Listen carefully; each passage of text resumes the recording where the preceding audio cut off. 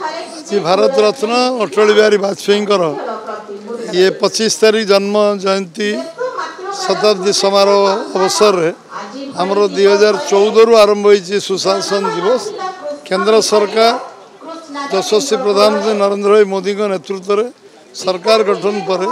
25 December को आम सुशासन दिवस पालन करुचु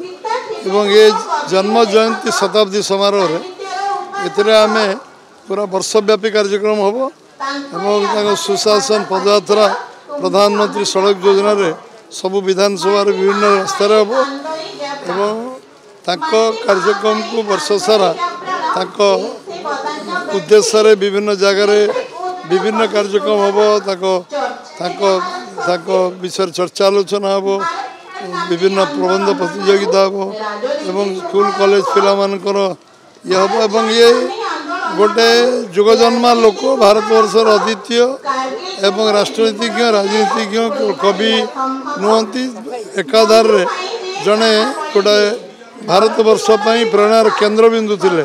समस्त उत्साह केन्द्रबिंदु थे भारतवर्षर भित्ति प्रस्तर स्थापन करिवारे भित्तिभूमि स्थापन करिवारे जो अद्वितीय नेता थे जे जन स्टेट्समैन थे विषय आज जिते कहले कम हम आज अवसर में आम आज ब्रह्मपुर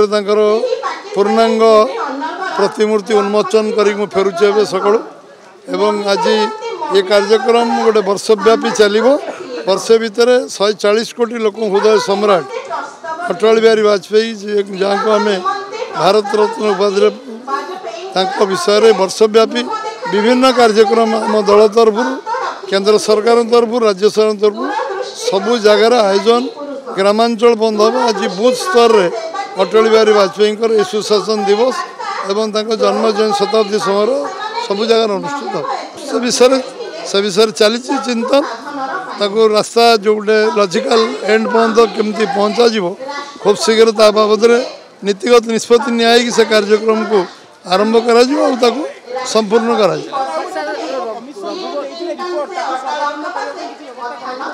सरकार से विषय अनुध्यान करगुड़िक केमती प्लेस हम टेबुल हम उपस्थापन करा व्यवस्था सरकार चिंता कर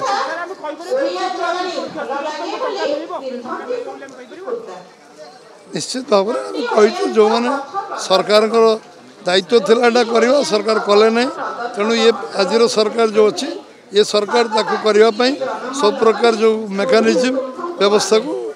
क्रियान्वयन करने सब व्यवस्था कर आरंभ करने व्यवस्था कर रघुवर दास को बर्तमान फेरे दि अनेक चर्चा होकार झारखंड दल गुरु दायित्व दे पारे फेरे दिखाई जो शब्दटा तो उड्र आगे करवा दरकार आपमती प्रश्न पचारे तो उत्तर मुझे देवी निरिमा केंद्रीय स्तर में राज्यपाल सहित केंद्र स्तर आलोचना चर्चा कराई किसी बृहत्तर स्वार्थ दृष्टि कौन से दायित्व देवे से विषय चिंतन किसी कराई केंद्र स्तर में से दृष्टि से पुणी राज्यपाल पदर इस्तीफा देते नुआ राज्यपाल आसिक जॉइन करेंगे एवं केंद्र सरकार प्रधानमंत्री एवं आमर शीर्ष नेतृत्व से विषय चर्चा आलोचना जो करेंगे से विषय आम किसी टीका टिप्पणी करवा उचित हम झारखंड जो पराजय भूमिका नहीं पारती पराजय विजय तो राजनीति जीवन गोटे अंग कौट आम हारिबा जितवा सब आम हारिबा जितवा आम तो दल आरंभ करूँ 3 MP रु पुणी 2 MP को 84 पलैलु पुणी 2 MP उठिकी पुणी आज आम 3 तृतीय थर सरकार कर वाजपेयी समय आम 3 थर प्रधानमंत्री दायित्व नहीं हारिबा जितवा तो पार्ट ऑफ द आमर आम वे ऑफ लाइफ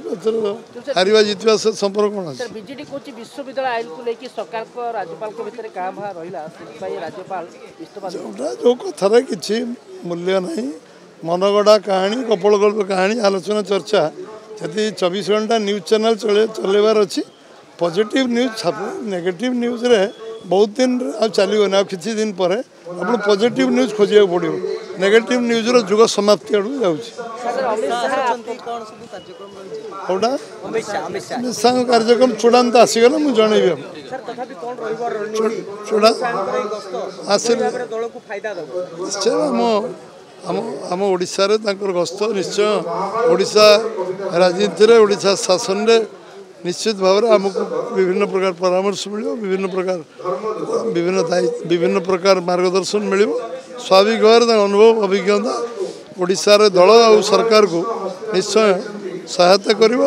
हमको विभिन्न दिग प्रति हम दृष्टिकोण आनिबे से